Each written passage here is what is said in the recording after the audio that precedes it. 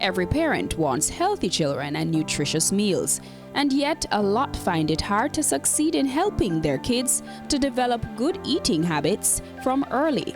This week on The Good Life, we talk to health coach Rachel Christian, who uses her expertise in health coaching to help her kids make better decisions. Take a look.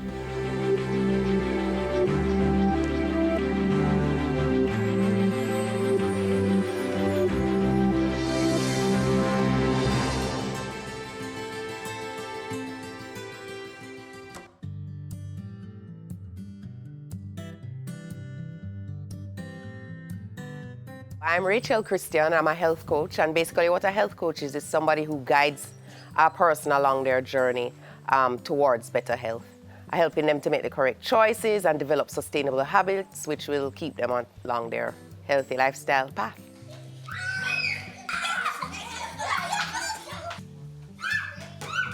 I was facing some issues myself, and I attributed them all to weight loss and not being able to sustain weight loss for any period of time. And so I started with that goal in mind.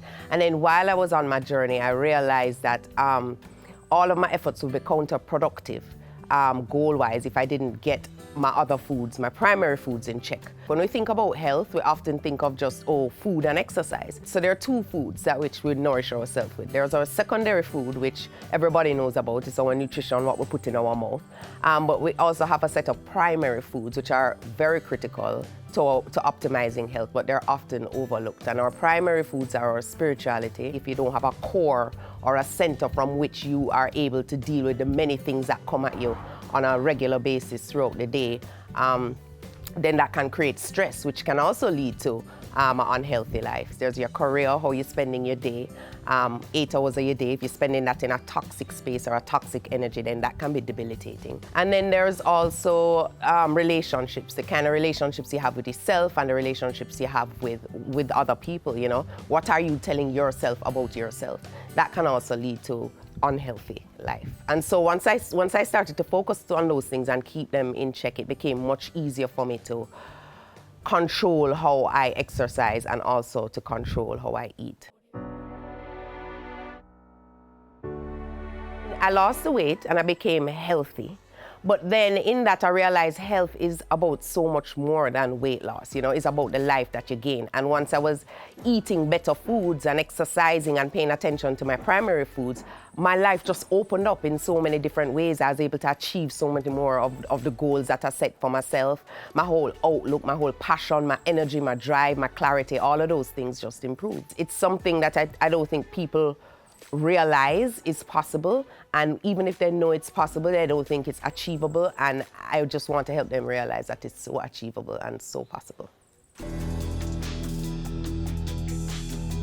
Because I was reading an article the other day about the obesity and overweight rate in Jamaica right now. The Ministry of Health just released a study which shows that obesity and overweight has doubled in about the past 7 years, which is kind of scary because that opens children up to type 2 diabetes and other non-communicable diseases at an early age. You have to remember that our secondary foods, food that we eat, is absorbed at a very cellular level when we take it in. And so it shapes our organs, our cells. It also impacts the way that the chemicals and hormones interact in our brain. And so it affects our mood, the way we act, the way we behave, the way we think. Nutrition for children is extremely important because I spoke to the fact that type 2 diabetes is real, overweight, obesity, and non-communicable diseases. But also in terms of their passion and their clarity and their drive and their goal achievement, it's very, very important. We can do small things to influence their behavior from a young age so that when they get big like me, they don't have to struggle, you know, for so long, or it don't have to be such a hard fight to get their health on track the way I struggled before to get mine on track. If they introduce small habits from a young age, then when they grow up, they'll hold on to these habits and it will become easier for them to, you know, make health a priority. You know, we are influencers of our children's behavior. We determine how they behave, we determine how they diet, how they see food. It's very unfortunate that sweet, sugary, processed snacks are the cheaper way to go. They're the cheaper alternative. But You can do little things, like you can shop at, instead of buying your food produce at the supermarket, you know, go to the market, go to a farmer's market and buy it. It works out to be cheaper. There are also small things you can do. You know, we say start as early as infancy with breastfeeding. Breastfeeding is very, very important. One of the things that's interesting to point out is that formulas, when you're feeding a baby out of a bottle, they don't usually stop when they're full. They stop when you finish feeding them the bottle, when the bottle is finished. And so breastfeeding gives the child a chance to stop. So they're able to control then their intake, and that's something that follows them through life as they get older. I don't give my children rice every day. I give them ground provisions most of the time. I swap out white rice for brown rice where I can. I always ensure that they have a piece of fruit with their breakfast. I don't at all let soda into my house. Soda is not allowed into my house. They have it from time to time when they're on the road, you know, rarely, but it's not allowed in my house. My children drink water, and if they're going to drink juice, then they drink freshly squeezed juice. Because when you look at these packaged juice and the soda, 20-ounce can of soda has 16 teaspoons of sugar, and that's per serving. If they get sugary drinks, I mix it, I dilute it with water, to kind of cut down their sugar intake. I tend to stay away from sweet fruits for my kids. I give them, you know, but I give them in moderation, and I give them more of the fruits that don't have in so much sugar, like watermelon, cantaloupe. I give them a lot of berries. I give them Ethiote apple is another favorite of mine. So not so much the grape and the pineapple. You have to be careful with the servings of those because they have a lot of sugar, and although it's good sugar, it still metabolizes our sugar. So I also introduced a thing in my house, you know, meatless Mondays. They have Taco Tuesdays too. For one day out of the week, we don't cook meat. I recently moved it to 3 days now, so we have 3 meatless days. But I give them, they have chickpeas instead. They have beans, a bean salad. They didn't draw to these things. Remember that these things didn't come to them naturally, you know, right? Especially my older two, who came in to my lifestyle a little later than my youngest one. So it took coaching, you know, I had to sit at the table with them, they had to see me eating it. But that coaching didn't last a long time. I mean, they get used to it sooner than you think. And in our head, we tend to think it's like so much work and it's going to take so much out of me. Believe me, it doesn't. So I come up with these little themes, because if you make it fun for them, you know, they'll become more involved. And they get involved. And another way too is that I get them involved in making my green juices. They help me to make my smoothies. They help bake cookies with me. When children feel like they're a part of something, they're more eager to try it after. So that really works for me. I ensure that they are not sitting down in front of the TV 24/7. So that whole sedentary lifestyle with the whole iPad and sitting down in front of the TV, no, not all day. You know, get up, go outside and play.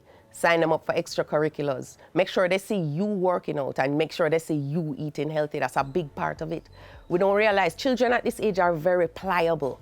You know, we can mold them. It might look like, oh Lord, I'm not gonna eat this, I'm not gonna eat that. Over a period of time, you keep being consistent in giving them, sitting down with them, let them see you eating it. Eating your vegetables, eating your fruits, and they'll come into it.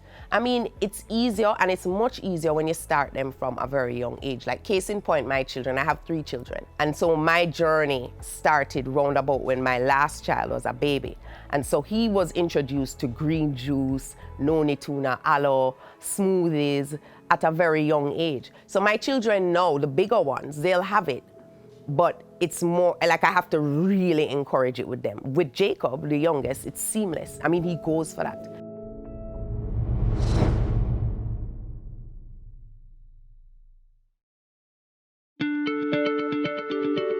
Welcome back to The Good Life. We are still here with Rachel Christian, who is giving us some tips to promote healthy eating habits for kids. There's so many dietary theories out there, and if you follow all of them, you'll really go crazy. I mean, a lot of them have pros, a lot of them have cons. I mean, I don't bother myself too much with that because then it gets overwhelming. And so I consider myself to be a everything on. So some days I'm a vegetarian and I don't eat meat. Some days I'm a vegan, I don't eat dairy products or meat. or anything with a face. Some days I'm Atkins, where I don't eat any carbs. I just mix everything up. I try not to box myself in, because then things will get overwhelming and the chances of me sticking to the journey become less. Well, this is what I say. I mean, the more work you put into something is the better it will become. It sounds like a lot initially to make all these changes, but start with one change at a time. Start with cutting out the soda in the house and the juices. Start with that. Start with keeping them on only water. Over time, it becomes seamless. It becomes seamless. Okay, so now that I've talked to you guys about how you can improve nutrition in your household with your kids, I'm gonna show you how I improve nutrition with my kids. All right, guys, so what are we making? We're making cookies. Woohoo! Okay, so what's the first thing you're going to do? You're going to smash up the bananas for mommy? You're gonna peel the banana, Okay. and you're gonna smash it. You like banana?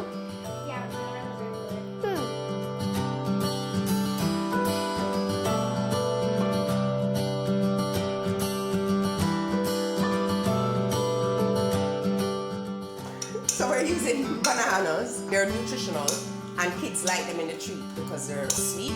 So If there's any fruit I would actually love to eat, it's bananas.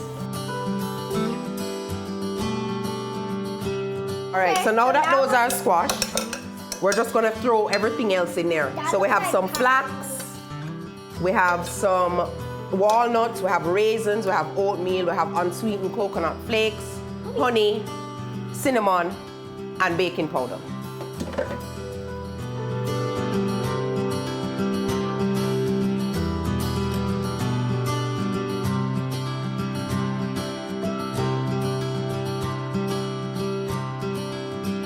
Always try to use coconut oil instead of vegetable Can I oil. pour the honey in, Mommy? Yes. Tell me when to stop. Squeeze, squeeze. Could I help him? All right, okay, okay, oh! A lot of honey. And then you're going to mix this up. So it's kind of just mixing all the stuff around there. Make sure you get all the bananas at the bottom. Mommy, keep mixing. Can you stop licking out my bowl? Hey! Spray our baking sheet. We kind of just get some of the mixture. Can I try that? Okay. No, but we're part of this too. People on TV.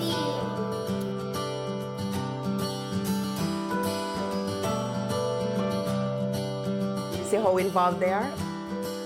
Make it like a cookie. All right.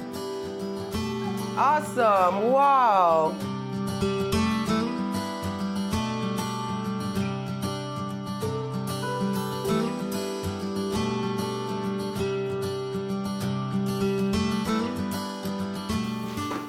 We just put it in the oven for 350 degrees for about 15-20 minutes.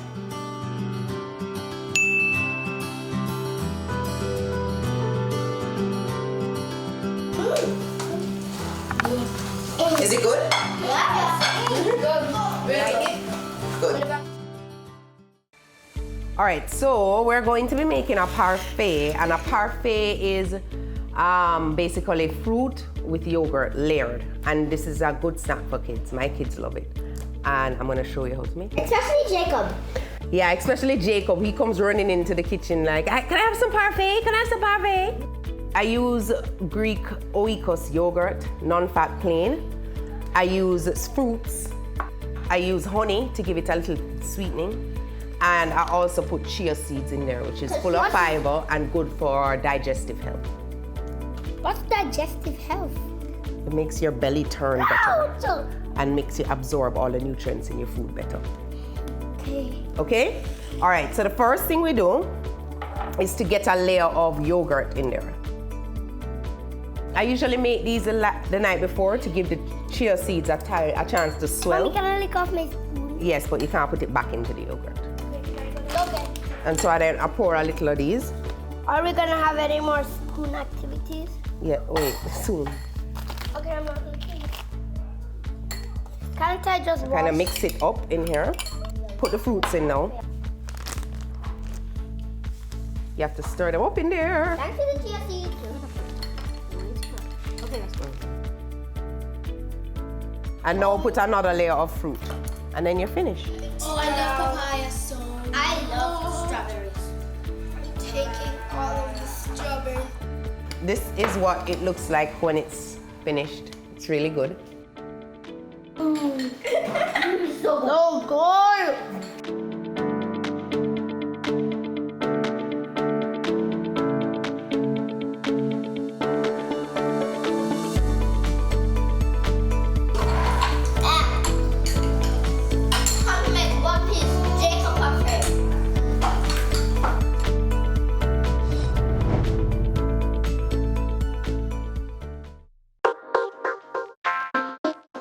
Welcome back to The Good Life. We are still here with Rachel Christian, who is giving us some tips to promote healthy eating habits for kids.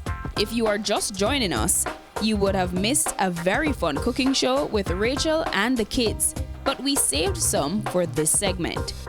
I remember earlier I spoke about meatless Mondays. So one of the meatless Mondays, 3 days a week. So one of the meatless days in my house, one of the favorites is this lasagna. But instead of using meat, I use callaloo.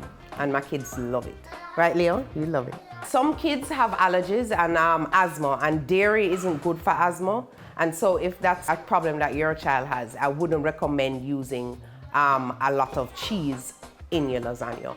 You could probably sprinkle a bit on top, just to give it, a little taste, but don't use the cheese when you're layering. So I'm gonna show you the reaction to it. I'm gonna cut a piece, put it in this plate, and then I'm gonna call Gabby to come and have some. Another Meatless Mondays dish that I do is roti and just curried chickpeas and potatoes. That's a really good one as well. It's kind of falling apart. So I'm just gonna give her a little taste of it. And how I make this is to layer it. I use callaloo, I use tomato sauce, I use tomatoes, I use cheese, and I use lasagna shells. Gabby, you shall taste this. What is this? This is lasagna with some callaloo and tomato and vegetables. And cheese.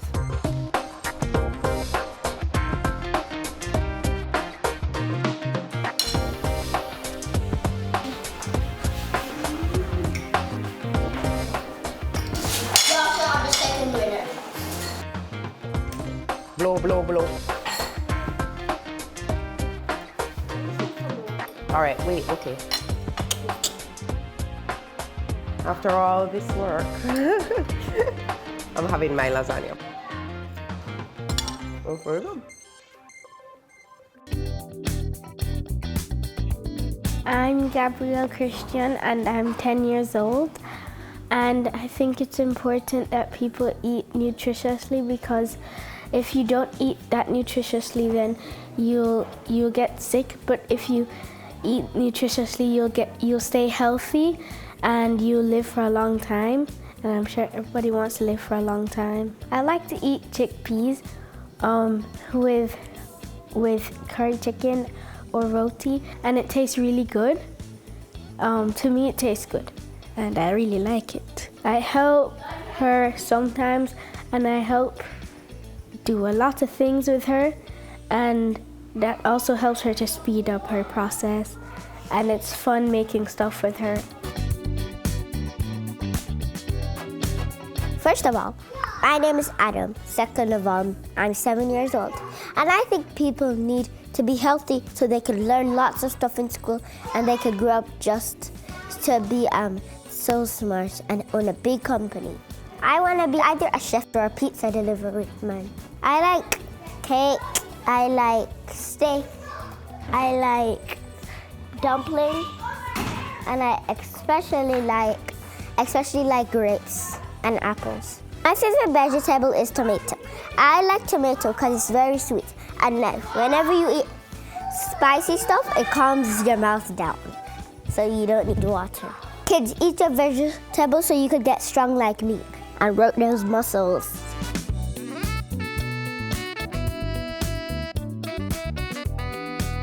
My My name is Jacob and I'm 6. I have a problem eating veggies, but I eat them because they're good for you. Because it's nutritious and it gives you a lot of energy, and I need energy to play and learn. This is advice. Eat your vegetables and you will grow strong like Hulk. Eating healthy is for girls too, not just for boys. My favorite fruit is grapes because they're the fruit what tastes good actually. Bye, I need to get back to my game. That was easy. And that's it for The Good Life this week on Nutrition for Kids with health coach Rachel Christian. But before we go, take a look at a recap of some of the tips that Rachel gave.